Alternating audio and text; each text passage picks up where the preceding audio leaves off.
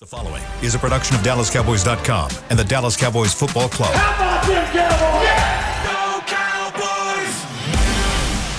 This is Media Mash, A roundtable of Cowboys insiders dropping wisdom and offering sizzling takes on the current state of your Dallas Cowboys. Now, your host, Newy Scruggs. Media Mash, here we go. It's got Clarence Hill on it today, the Fort Worth Star-Telegram. We got Nick Eatman, DallasCowboys.com, John Machota of The Athletic. I'm merely Newy Scruggs. So start the conversation with you, Nick Eatman. What's up? James Washington. Yep. Give me a date, according to just Nick Eatman, not your opinion. When does he play? When does he suit up in a game? Oh, this was a tough one for me because close to your heart. It's close to my heart. Just definitely with the family at the house here. He's from the same hometown as my wife, so we get this question a lot. Like, when's he going to play? I was joking. I didn't even know this. I didn't. Yeah. I didn't know that. Yeah, it really is. Wow, okay. Yeah, and so if I say anything negative about James Washington, which there's no reason to, really, I hear from that. Okay. The house. So no, I don't know if he's going to play. Honestly, I don't know. I don't know. I just don't know. I don't know if he's going to play. I think this is a factor with OBJ. If how many veteran receivers that aren't going to start, that aren't going to play special teams, can you really have on your roster? And I just don't know. I can't give you a good answer. Mr. Negativity. Wow. I don't know when he's going to play. I mean, I'm with Nick because you still have to make a roster move. If you sign, I mean, it's if. It ain't done deal, and of course, my girl Josina Anderson says the winds are howling toward New York, which is crazy in itself for Odell Beckham. which part of New York? Huh? Which part of New York? The Giants. Western New York? I think she was talking about the Giants, but Von Miller said that if they get him in the building, he doesn't think he's going to leave. well, that's part of it. You know, Cowboys get last dibs, and of course, Jerry Jones said he likes their position of getting last dibs because he'll know what the landscape is pretty much. But I'm with Nick. You know, I think that one reason to start his window, one reason to get him healthy is so if you do sign Odell Beckham, you can cut him. You can't cut an injured player. Okay. Yeah. Yeah, that makes sense. I don't know how much of an impact he would make even if when he does play. I just don't. I mean, coming off the foot injury, that's not something that you're just going to come back from and go right back to being 100% what you were before. And even in training camp, I mean, yeah, I thought he was shaping up to be your number 3 receiver, but I don't think he's a guy that. Like, do you think he comes in and he's better than Noah Brown? No, because That's a great point. Because the point is, it's not like they're getting Odell Beckham. yeah. It's not like they open the 21-day window and they're going to get an Odell Beckham type impact.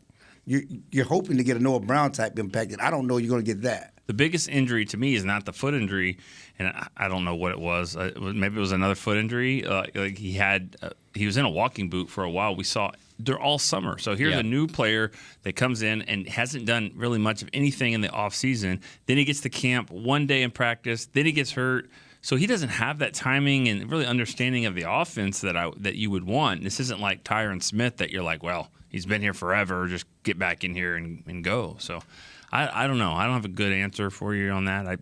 I personally, I hope he comes in and plays well. So plays better than Jalen Tolbert. All right, let me throw this out here. John answered it yesterday on the Media Mash with Kevin Gray, John, and Patrick Walker. All were in on Odell Beckham Jr. They were like, yes, let's do it. So, Nick, Clarence, are you in on Odell Beckham Jr.? Yeah. I mean, like I said this, I think, on the radio this morning, 105.3 The Fan. I don't play poker a lot, but, you played and you push your chips in, you're pot committed. You're like, let's just, yes. I mean, I'm gonna see the hand. Let's do this. I'm invested. I want to see it happen. I don't know what it means for everything else, and I don't know what his knee looks like, and I don't know what it looks like for signing these other players, I mean, does this mean you don't sign Tony Pollard next year? I mean, I don't know. I mean, I don't know where they're going to get the money for all this, but. Franchise Tony. Is that a good idea? Yes. Okay, that was quick. I don't. What's the number? What's the franchise tag number? I think it's 12. I think Beam and I talked about it's like 12. 12 on a running back. Is that high? I mean, Clarence? There's no downside to Odell Beckham. You're trying to win the Super Bowl, right? You're trying to win now. We talked to Dak in the locker room today. He talked about how he's been on other good teams before, but never a team that that's this talented on both sides of the ball. You know, we talk about 2016, but the defense wasn't what it was. Mm-hmm. You know, and then you look at the landscape across the league, and the window is open now. I agree. You know, and I agree with Odell, that. Odell puts you over the top, and we'll let. And I don't think that. To me, it's going to be about the contract. It's a multi-year deal, but from their understanding, you know, he's a guy you want in the locker room, not just this year, for next year. You know, obviously you have to make the money work, but I don't see a problem with a 2 or 3 year deal for Odell Beckham. That if he understands that you're not going to get Tyreek Hill money, even though you have a Tyreek Hill name and platform, and you can build off your name and your attention off the field, but you're not going to get that on the field. You're coming off 2 ACLs, and you're looking for a long term. He's looking for a long term home. So those are the things that are there. Yeah. So it says on Over the Cap, it said a running back for this year franchise was $9.5 million. Right. So it'll go up a little bit. The But, projection was 12.6. okay, I got you. Projection is 12.6. My thing on the Odell, page. my thing on the Odell deal was the just what if you get into a game late in the season in the playoffs, and I'm not saying it's a major injury, but you lose CD for a second half of a game, or Michael Gallup or something. I mean, this receiving core looks real thin if you lose one of those guys, and now all of a sudden, then where are you going from there? Yeah. You know, so with an Odell Beckham, not only do I think it can help put you over the top, but it also provides you insurance at going into the season. Wide receiver was arguably their weakest position, and I don't think it's changed tremendously since then. But I will say that I do think Michael Gallup and CeeDee Lamb are coming off the best game that they've played together this season, and that's positive. But you know, injuries happen. So Okay. All right. Look, overwhelming on the past 2 Media Mass shows. Guys want Odell Beckham Jr. So there you go. Hope it happens for you. I don't think that Do you anybody. not? Are you not? I'm just a host, man. No. You got an opinion. You had an opinion. You didn't like T.O. And that's what he compares this to. You didn't like T.O. Let's talk about it. Don't hide your hands. Don't throw a rock and hide your hands. The problem with the player. Okay. The player. Which player are we talking about? Which player are we talking about? Owens is always going to be the player. Okay, let's talk about it. What's the problem with Odell? The problem with the player was you knew how it was going to end. It always ended bad whenever the player came to town. Okay, we all knew that. You all gonna like it for a minute. This is gonna be wrong. Just like when I worked in L.A. and I told people you don't want Dennis Rodman. Oh, you want Dennis Rodman. Shaq wants Rodman. I say it's not gonna end good, guys. Didn't end good. My biggest concern with Odell Beckham Jr. is the money. You got dudes you've got to pay around here. We've already mentioned Tony Pollard. You're going to have Anthony Brown who's coming up. You're going to have Diggs who's got to get paid. Anthony Brown. Stop it. You're starting cornerback. Stop. We're not going to not get Odell Beckham because we're worried about Anthony Brown next year. Stop it. You sound like Shady McCoy right now, okay? Don't come with first bullshit. off, I don't entertain watching any of that stuff, so I don't know what he said. Don't come with no BS arguments. You're not going to not get Odell Beckham because you're worried about paying Anthony Brown. I have mentioned names of free agents. I know, but you brought up Anthony Brown. We're not going to stop not get Odell Beckham for Anthony Brown. Come on. You also can't. When you bring up T.O. and Dennis Rodman, that's pretty tough class. Okay, I'm just saying. Who else you got to play next year? You also said it always ends poorly. I mean, that was with the player. Okay. The player. No, I talked about why I didn't like the player. Okay, but Beckham is not. No, Beckham. Because the Giants want him back. No, he mentioned T.O., so I went to the whole me and my T.O. thing. Now, my thing on Beckham, I'm just telling you, my concern is the multi-year contract. How much money do you want? That's it. I don't know what the money is yet. Now you Stephen Jones, you Cowboy? Yeah. What did you just call him? Yeah. Seriously, I think that's a big concern. The money is clearly it's always going to be part of it with the Cowboys, and so the fact if they do the deal, it must be amenable to them. I'm involved in a financial accounting class right now. I'm looking at these numbers. What I'm asking you, because we all know the Cowboys are going to do the deal if it ain't if it's bad, if it hurts them. That's how they've been operating in free agency. We can accept the fact that they're going to do a deal they think is financially good for them. So the question is, if you get the finances right, do you want him on the team? Does he help you? Yes. Okay. Yes. You're not worried about the medical though. That's a part. Well, I don't think this is an organization that's going to sign a deal with a guy we're iffy on. This ain't the Rangers getting Prince Fielder where ain't nobody checked to see if he was hurt. I saw an interview not too long ago with Ian Rapport on that Pat McAfee show, and he was talking about how I hadn't heard this before, that this is the same knee that Odell injured 2 years ago and had to have surgery on it. And Ian Rapport said that basically after that first knee surgery he had was done very poorly and had very bad results. So when they just went in the second time, most recently to fix it, I guess they believe that it's going to add years onto his career because they did so much of a better job than they did that first time. So take that with what you will, but Dr. Rap Sheet. I just will say I don't think he's just going to come out with this without someone telling him that maybe the person didn't do a good job the first time. I don't know. I don't know who the surgeon was the first time, but I think they're just talking to everybody around him. They think he's a hard worker and he's going to work back to get that knee right. Now, clearly, Britt and the doctor's going to look at that knee. But to me, the knee is the issue. Just from my sources talking to people, I know the contenders are the Giants and the Buffalo, and he has a friendship with Von Miller, but he doesn't want to play in the cold.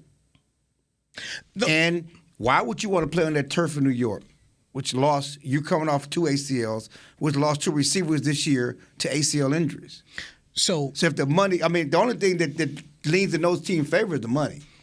And that's the other question that Daniel Jones we talked about. Thank you on the last show. What's the number? By the way, you're talking about a multi-year contract, and what's the number? I use Michael Gallup as a ceiling. Yeah, how do you feel about that? That you're saying, okay, Michael Gallup's you're averaging $11.5 million. Odell Beckham Jr. If I'm him and his age, I walk in there. Odell Beckham Jr. is a better player. Got a better resume. We want more money than older that. Though. So. But I'm just saying, that's what I'm coming in with as a negotiating tax. So base of at least $12 million. So $12 to $15 million. What's your comfort level on a multi-year deal for Odell Beckham Jr.? That's tough right now because I really would like to know what he does for the rest of the season. Which, by the way, I thought was very interesting how much Jerry hammered home yesterday that they need him for this season. Yep. That he's not interested in this deal for next year. It's about this year, so that factors in. But there is risk involved with what you're saying because you give that deal, he gets out there, and he just isn't – he's okay, we'll say, but he's not at the level that you think. And then all of a sudden – I don't know. I'm not good at the whole background on the contracts and how it's all structured, but there has to be some type of protections put in there to kind of – to cover you in case he isn't that guy so that you're not giving him Michael Gallup money next year. I feel like this is like a sandwich. Like you're right. Gallup – whatever, $11 million coming off an injury. Here comes Beckham coming off an injury, better player, more accomplished. So he wants more than that. And then whatever that's going to be, then CD comes in and says, okay, well, whatever you give him, this is our floor here because now it's time for us to negotiate. Even though you said you'd wait 2 years, why don't we do it now? Because I've got the number one receiver. This is what his agent's got to say. I got the number one receiver. So Beckham's going to slide in, and then that just immediately starts the process for CD. So now you see what in terms I have in terms of a pause. When we start talking about the financials of this, there is my big concern. My concern is not him as a player. That's not it. It is the financials of what this is. If this is a 1-year deal, this is an easy thing to do. Hey, man, let's write the check. Come on, what you want? Go ahead and write the check. But because he wants a multi-year deal, that's where I have the pause, Clarence Hill. And you need a multi-year. Let's be honest. What? If you win, you want to keep this thing going. And I love that we like our guys stuff, but I like guys that are productive and are proven. And, run it back. You run it back with Odell, you run it back with CD. It continues that window. We always talk about windows and everything else. So if he's the thing is, you have to trust that they're going to do the medical. They're going to look at it. They got great doctors. I'm assuming that. And once they do the medical, if they're not giving a multi-year deal if the medical does not align with that. So I have no problem. I trust that medically, if they do all that, they're going to be comfortable with that. And I'm fine to take the gamble because, like I said, it's the biggest position of need. If he was a top edge rusher coming back from a knee injury, you're kind of looking at this roster like, do we really need this? But it could put us over the top, like a Von Miller type thing. But they need another receiver. Okay. And he's just clearly the best thing that they could potentially add to this roster. Good conversation. There's a lot to think about in this. But I do believe from all indications that if Jerry Jones is the last guy in the room with the ability to talk to Odell Beckham Jr. about becoming a Dallas Cowboy, I find it very hard to believe that John Mara or the Pagulas are going to be able to, or even the Hunts will be able to do that. I mean, it's just me. I agree. And the star and all of the stuff that he talked about on the radio yesterday matters. But there are teams that have outbid the Cowboys recently for whether you're talking about Amari Cooper, he got more money offered him by Washington. Sammy Watkins, thank goodness. Okay, look at the Von Miller deal. I mean, but I don't care what you think. They didn't. But I'm just saying, you look at, forget even the Cowboys in that.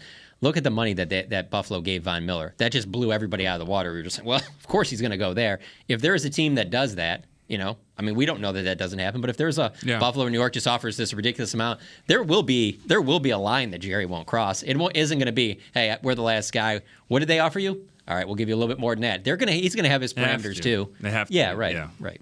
All right, let's hit our break here. They do have to play the Colts, so we should talk about the Colts and fighting Jeff Saturdays and what they have left here coming off a short week. Clarence Hill, Nick Eatman, John Machota, I'm Newey Scruggs. This is the Media Mash on DallasCowboys.com radio. Todd thought it would be secure to jog in the cheetah savanna. Todd believed the big cat repellent he bought online was reliable.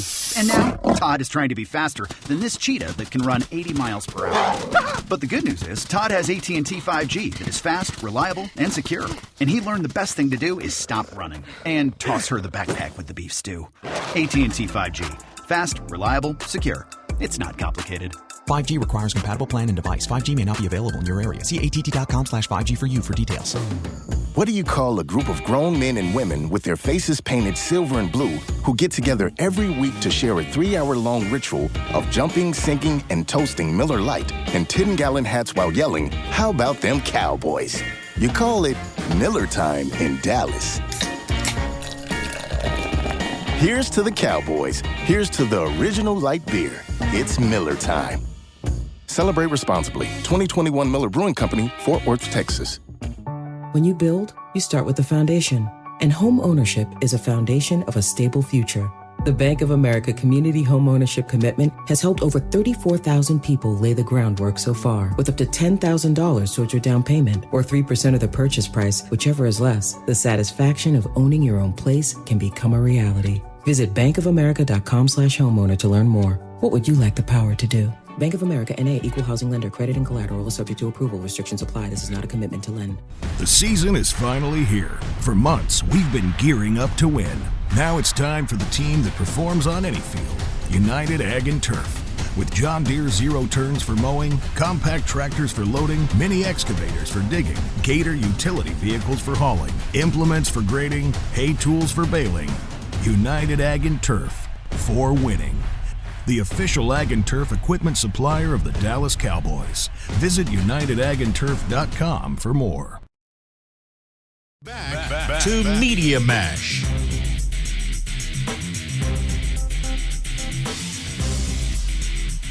Media Mash on DallasCowboys.com radio. Cowboy insiders offer their opinions on the club. Clarence Hill, 4 Star Telegram, is doing the show, multitasking, banging out a story as well. Got deadlines, sir. What are you writing about? Cowboys. Oh, Be a little bit more specific. Actually, I will. I will be more specific. I am writing about the Cowboys have a chance to sweep this 3-game stretch and go into the Christmas Eve battle against the Eagles on the road, running with 5 straight wins and 7 of the last 8. If they get out of their own way and not have these penalties and turnovers. This should be an easy stretch with the Colts, the Texans, and the Jaguars. But the Cowboys' biggest enemy is themselves with these penalties and untimely penalties and turnovers. We talked about that all on the previous show, so thank you for listening. We called it the AFC Classic, by the way. However you want to call it, yeah. But they got the AFC South Classic, by the way. However you want to call it, but they need to. And we talked to Dak about that today. He talked about the things they're doing to focus better, to fix the penalty, calling each other out, doing different things like that. So, yeah. Okay. What if I told you though they could do that? No, back to work. We're paying him to do this show. You can do it during the break. He's multitasking. I'm talking. I know. I did it during the break. I know. I was telling him, back to work. Going to break. This is one of the rare opportunities you're gonna get to talk, and Claire's not interrupt you. So I want you to take advantage of it. I just wonder though, what if they do continue the penalty thing and still win those games? Well, that's what they did against the totally Giants. Possible. That's the crazy thing about the Giants game, which Mike McCarthy tried to point out. But it's really about how do you get better to the postseason, because they had a season high 13 penalties. They had 2 interceptions. I mean, the Giants touchdown. I mean, they just gave it to them with penalties. This game should have been a blowout for you betting people that didn't cover the spread. It's because the Cowboys out on penalties. I don't know who does that sort of thing. No, let me ask him this real quick. Okay, we did this yesterday. Give me who are the top 3 guys in penalties on the Cowboys this year? Well, it's definitely. I'm sorry, it's Tyler Smith is number 1. Okay, but who's 2 and 3? One's on offense, one's on defense. Is it Hendershot? It's Diggs. No. Diggs is up there, isn't he? No, it's not. Well, you got. Go ahead. It's not. Terrence Steele. No, I would have said Steele for sure. Number 3, 5 penalties. Kelvin Joseph. I never would have thought that he was in the drive top by. Stop. What are you doing? The spotter. He's the spotter. Is that what he is? The spotter. I just wouldn't have expected. Yeah. We mentioned Hendershot yesterday. I think he's in the mix, but he's got like 4. Yeah. I don't know. It's one of those things where like not people. Yeah, He got 1, right? He does he had a holding penalty, and that's really going to mess up his stat. The Pro Bowl versus holding penalties in his career. Right. Can you get it rescinded? The one that is the most surprising, Clarence, I know you've been asking some of the players about it, but it is really the idea of how do you not commit any of these penalties in probably the loudest stadium you'll play in Minnesota. You come back home, and then you're having these pre-snap penalties. That's the ones that you can't even understand how that would happen. All of Terrence Steele's, I think all of his pre-snap penalties have been at home. Remember, he had 4 in that first game against the Bucs. I wonder why that is. I don't know. Because you would think, like, okay, you're still going to commit some at home, but why aren't those doubling on the road when there is noise and you can't hear? And there's your story for tomorrow when you go in the locker room and check in with Steele and just start asking, there's a lot more. And again, I don't know why this is, but there's a lot more pre-snap penalties with Dak as the quarterback than Cooper Rush. I don't know why. Oh, I could see it. I could see possibly with him. He's definitely changing a lot of stuff. I was going to say, the ability to change plays. Because for first game, there was a lot, and then we didn't see it for a few weeks, obviously. And Doesn't it seem like these last 2 games, though, there has been a lot of Dak going up to the line? Yeah. And I don't even know if it's necessary. It could be some of the Omaha, Peyton Manning stuff where you don't know that necessarily everything's changing, but he's doing it a lot. I'm fine with that because you know what else is happening is he's getting the pass rushers off his back and spinning out here and running and making throws on the run, even running the ball a little bit more, being Dak again. So if that means being Dak, I'm fine with that. See, the problem, I think that it's kind of happenstance that's happened more with Dak because I think I'm with Mike McCarthy. They're playing faster. Yeah. So it's not necessarily they don't know Dak's voice. I mean, Dak's been their quarterback forever. Right. They only had Cooper for 5 days. Well, they don't forgot Dak's voice. It's more about them playing faster. They're more excited. They like the CeeDee Lamb played the goal line. I mean, how do you explain, against the Giants when he got the false start? Yeah. They're excited to get these plays going. They're playing faster. As Mike McCarthy said last night, we got more volume. And your last week he said, there are more volume of plays. They're doing more things at the line, which is caused not necessarily because Dak's voice is different than Cooper Rush's.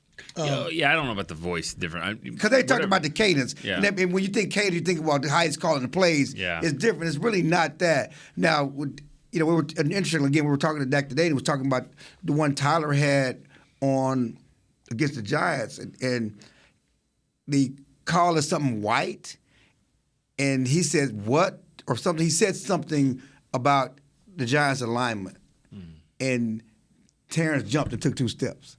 And so he misunderstood what he was saying. So 10 days off, getting ready for the Colts. Cowboys came off a bye. Mike McCarthy had a really good record. They go to Green Bay, they lose. So how and what should we expect from this team Sunday night at Jerry World on NBC against the Colts? John Machota. I think you should expect a well-rested team that should be able to do anything that they want against a team that's coming in there on very short rest, that isn't very good, that's not playing with a lot of confidence. You're playing, got a coach from the booth. Right. You're playing a team that you probably only need to play your C-plus game to beat them. Of course, the players aren't talking about that. Micah had an interesting quote. I thought his best quote today was when he talked about how people play the Cowboys differently. I remember I don't know if it was Micah or, I think it was Mike earlier in the year talking about how watching a team that they played all week on tape, get out there on the field, team does nothing that they had been showing on tape at all. So there is a little bit of uncertainty. It's not a common opponent, whatnot. I keep going back to the whole Matt Ryan last year. There was a lot of talk, this is Dan Quinn, going up against Matt Ryan, and it was just, they blew the Falcons out of the building. I just don't think that they have to play their best game to still win this or win this game, but of course the players aren't talking about that. Yeah, for me, anytime you look at one team's weakness against another team's strength, that's going to be a problem. And I think the Colts lead the league in sacks allowed. Cowboys lead the league in sacks on the quarterback, and so it's just not a good recipe where a team that's had 10 days off, and then a team that's had 5 days off. They're coming off of Monday night. Football. Yeah. Again, the Cowboys had to get out of their own way. It's like the Cowboys had all that time off before the Packers game, right? Yeah. Right? Was it before the Packers game? Yeah. And the bye week, yeah. And the Packers can't stop the run. Yeah. And yet the Cowboys didn't run the ball as much as they should. The Packers still ain't stopped the run. Everybody's running against the Packers. It's like the Eagles just running against the Packers, yet the Cowboys, like Jeff Saturday, keeping them timeouts in their pocket. Why are we keeping running plays in our pocket against a team that can't stop the run? So what I'm saying is that I've always felt in those situations, especially recently when Dak's coming back on these injuries, I feel like they try and do things to get him back into a rhythm, get the offense back into a rhythm and playing with him. Because I expect them to try and start fast against the Colts like they did against the Giants. It didn't work out. And it ended up being, there's turnovers, things like that. But I felt like they were trying to get him back in more of a rhythm, and he looks like he's in that rhythm. I don't see why you have to force that stuff now. I think if you got to run the ball 50 times, or run the ball 50 times. Right, and to me, it's also the flip side on the coach. And the coach know that they can't block the passer, and they can't block. But will they be stubborn with the run like the Packers, which I don't think Minnesota was stubborn enough with the run offensively. And sometimes you think I need to do all these other things to offset them. So the only way, they have to run Jonathan Taylor, and the Cowboys have to stop Jonathan Taylor, and then don't make those mistakes. Because the Indy tight end is pretty good. You saw, he can make some plays, and the quarterbacks are making plays if you give him time, but you need to stop the run first. For the Colts to win this game, the Cowboys would have to have uncharacteristic offensive turnovers. Zeke fumble, Pollard fumble, things that we were just like, what is going on here? Let's say Kevontae Turpin on a punt return fumble, something like that. They're going to have to turn the ball over. If they take care of the ball, they'll beat the Colts. Yeah. And they should beat the Colts, the Texans, and the Jaguars. If they take care of the ball and Why are you trying to pole vault this season? It's the AFC South Classic, baby. What do you mean pole vault? He's looking to Christmas Eve. Yeah. He's ready to look. Who isn't? NBC's, everybody's talking about Christmas Eve. Who's not talking about Christmas Eve? The showdown with the Eagles. But hold on. This seems kind of hypocritical, though. If they get out of their own way and don't make mental mistakes, but they can win 3 games in a row, but you can't beat the Texans next Sunday night. You can't beat the Jaguars either. You can only beat the Colts. I'm not trying to sound like a coach or whatever. You sound like a coach. You sound like a coach. Okay, but you're sounding like a hypocrite because you want them to focus and not get out of your own way, and so you can win 3 straight games. I do want them to focus, but I can talk about the big picture. It's not my job. I don't have to compartmentalize and talk about we're going to be 1-0 this week. Yep. 1-0. The goals go 1-0. But I'm talking about the big picture from a media standpoint. Yeah. From our standpoint, they don't need to play their best game to win these next 3. From the season standpoint, I agree, from everything else, and again, we have the benefit of looking at the big picture, understanding what each game means as it relates to the season coming up. It's not just about the Colts and the Texans anymore. It's about this team getting on a roll to make a Super Bowl run, possibly catch the Eagles in the NFC East. So I can look at all of that. You can do that. You can stack wins like you made. Yeah, I can do all that. I don't. Yeah. Can't stack 2 at a time, though. Yeah. No, but they can't. I can't. Okay. If you're coaching the team, you're not talking like that, obviously. But from our perspective, covering the team, I just look at it as this, like, I think that they can commit 13 penalties and still win these next 3 games. But the problem is that you don't want to keep doing that because 13 penalties, you're not beating the Eagles doing that. And that's what got you knocked out the playoffs throwing last year. Interceptions right before halftime against the Eagles is not going to get it done. Because at the end of the day, Nick, and I've been around here a long time. You have. Okay, you've been around here long enough. I have. To know that none of this matters if you go out and lose in the first round. I know. Okay, I know. So we can do one day at a time. We can talk about the winter schedule, and we're getting our bodies right and all the other stuff. They got their bodies right last year. They were healthy going into the playoffs last year. They laid a freaking egg.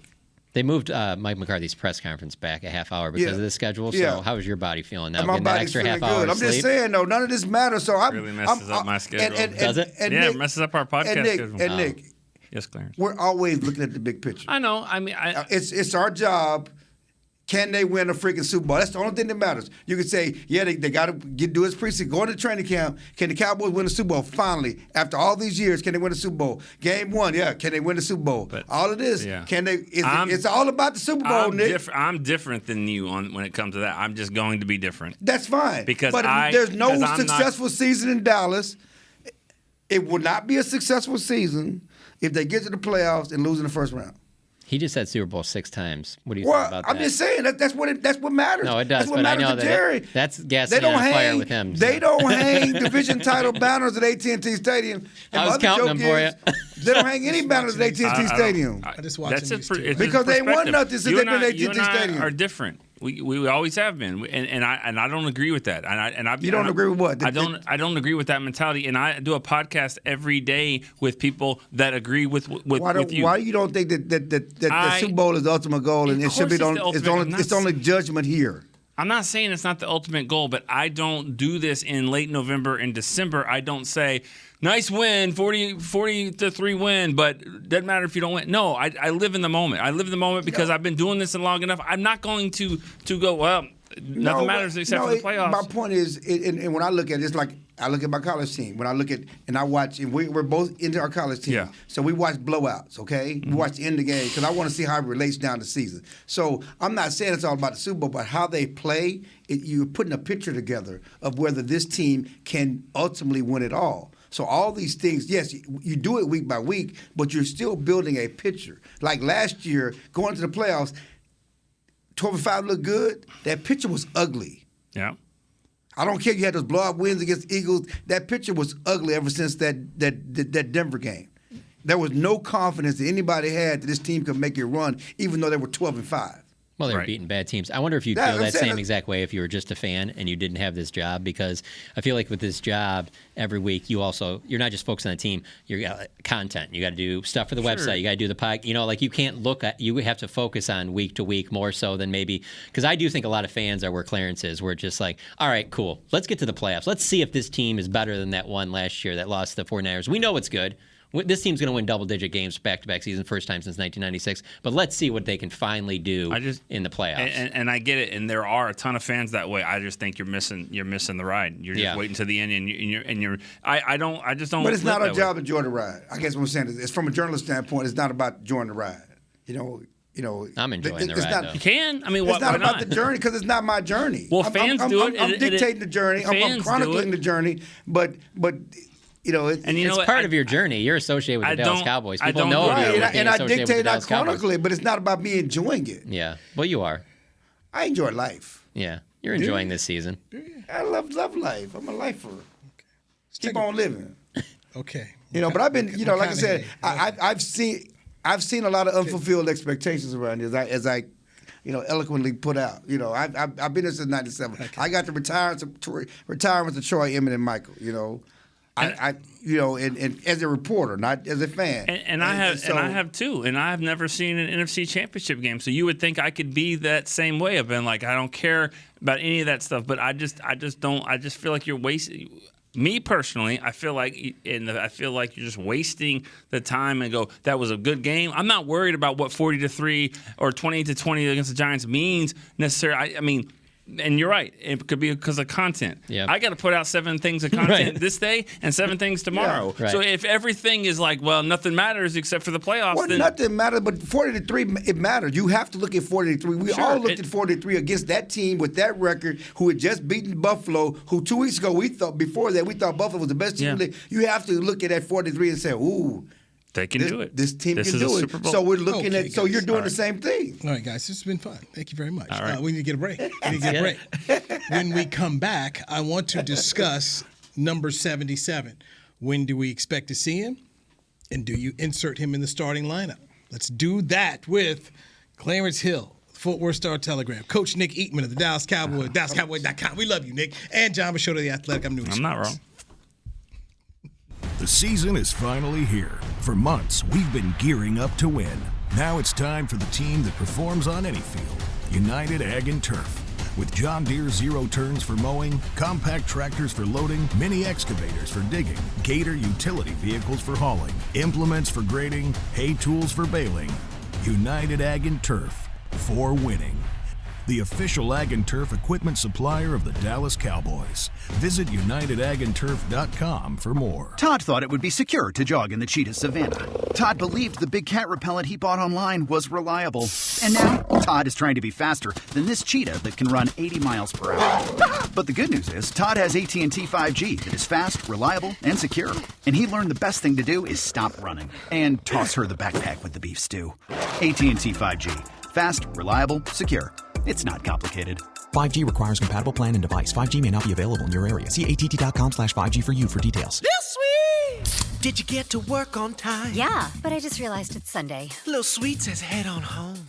Dr. Pepper's on its way. So sweet, unique. Baby, there's nothing better. I bet you've probably done something that deserves a Dr. Pepper. Did you invest your nest egg in an NFT? Yeah, and I don't even know what that is. It's a non-fungible token. Everyone's done something that deserves a Dr. Pepper. When you build, you start with the foundation. And home ownership is a foundation of a stable future. The Bank of America Community Homeownership Commitment has helped over 34,000 people lay the groundwork so far, with up to $10,000 towards your down payment or 3% of the purchase price, whichever is less. The satisfaction of owning your own place can become a reality. Visit bankofamerica.com/homeowner to learn more. What would you like the power to do? Bank of America N.A. Equal Housing Lender. Credit and collateral is subject to approval. Restrictions apply. This is not a commitment to lend. Back to Media Mash. Media Mash right here on DallasCowboys.com radio. As always, fun, interesting discussions from Cowboy insiders. John Machota of The Athletic. We got Nick Eatman, DallasCowboys.com, Clarence Hill, Fort Worth Star Telegram. All right, John, hit us with the practice report here. Yeah, so Trayvon Diggs, Michael Gallup both did not practice today because of illness. And as you might remember, there were several players that did not practice and several that did not play in the game last week because of illness as well, some type of flu bug or whatever that has been going around. Some players that were able to still play despite battling some of this. So that was probably the two most noteworthy things. But to me, it's a pretty short injury list. Only 5 names on it. Anthony Barr with the hamstring was limited. J-Ron Kearse with the shoulder was limited. And then DeMarcus Lawrence, foot limited, which is something that will be probably the case for the rest of the season. But to me, I'd also point out that there is no Micah Parsons on the injury report, which is notable because, last week he had the foot/knee, and he also had been dealing with a shoulder. So to not have him on here at all, a little surprising. Oh, yeah, and Zeke, yeah, there you go. Zeke not on there. Zeke talking today about how he thinks that he could potentially get to a point where he doesn't have to wear the knee brace this season, which I don't think that was the expectation when he suffered that knee injury. So yeah. It's pretty short, but I think also because of the fact that they didn't play over the weekend, they got some extra rest, probably helped them. J-Ron Kearse is obviously good news because, we were sitting next to each other during the game. We kind of didn't know what was going on with him at all. You couldn't find him, and all of a sudden he's on the bench, and there's like 4 or 5 equipment members trying to put on a harness on his shoulder. I think it actually might have separated, but he went back in the game. I mean, he played through it. So, and he was limited today, so apparently he's going to be able to play. That's nothing that's going to keep him out. So, Tyron Smith. Let's dive into this. Number 77. See him out there on the bands with Britt Brown. He is getting closer to playing. Mike McCarthy addressed it. So, guys, when do we expect to see 77 back on the football field?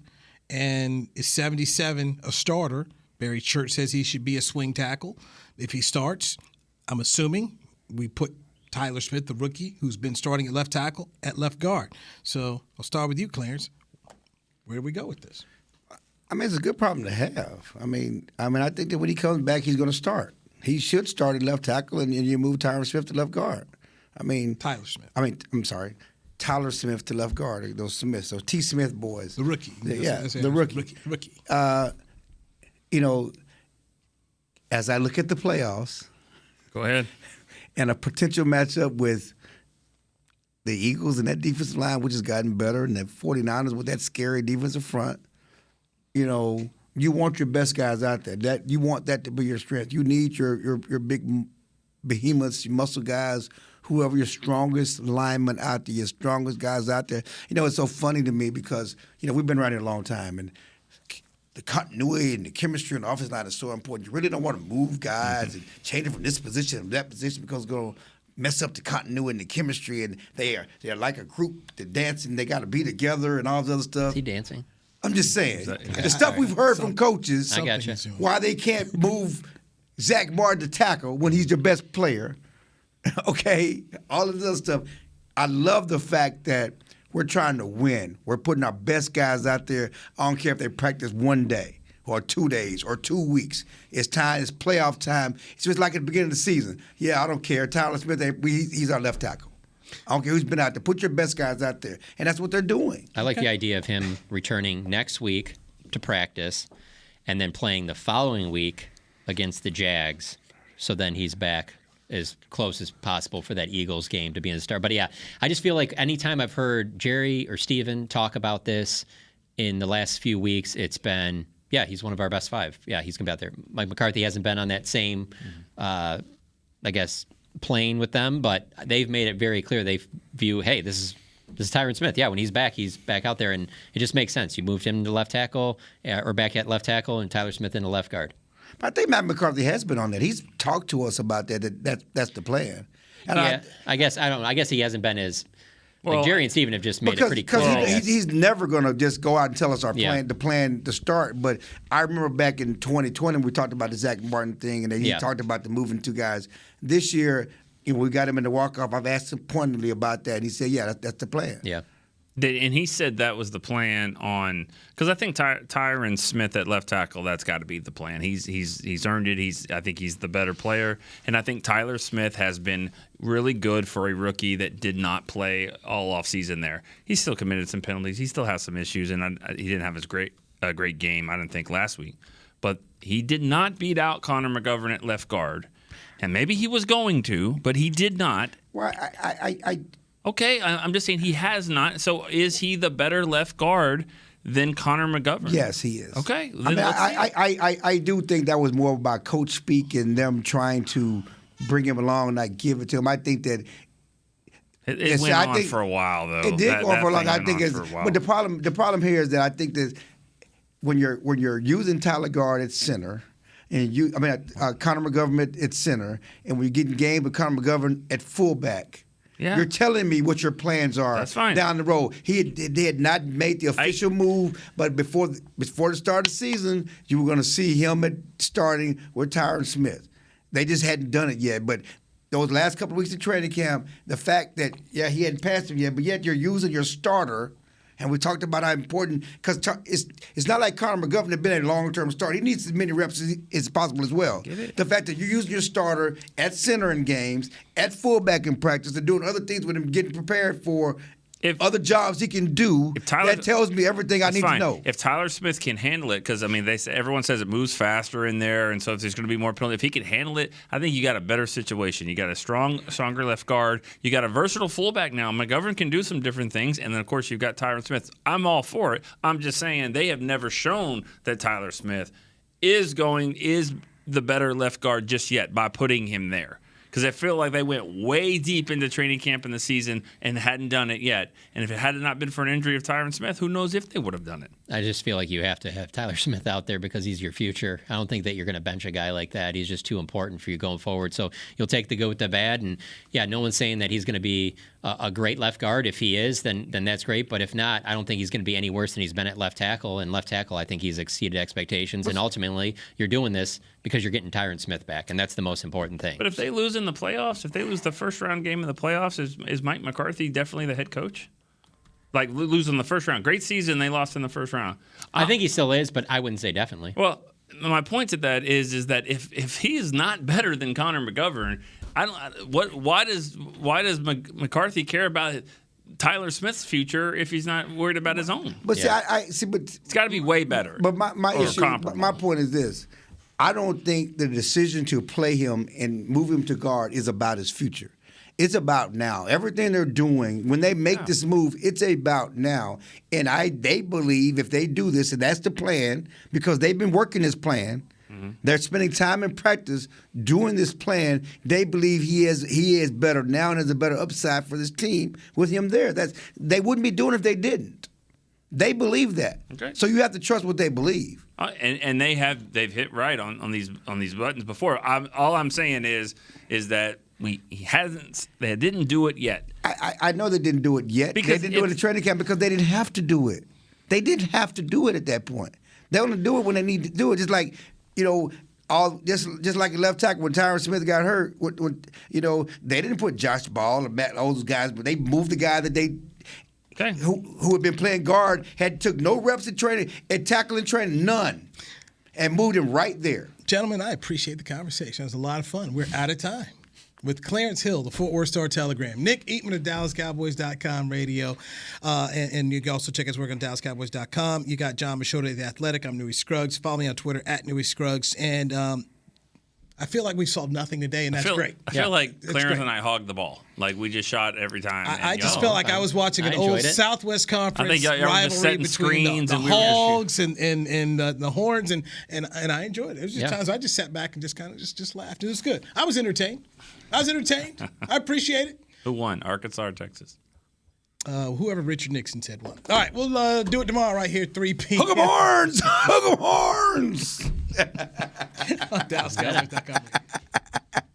This has been a production of DallasCowboys.com and the Dallas Cowboys Football Club.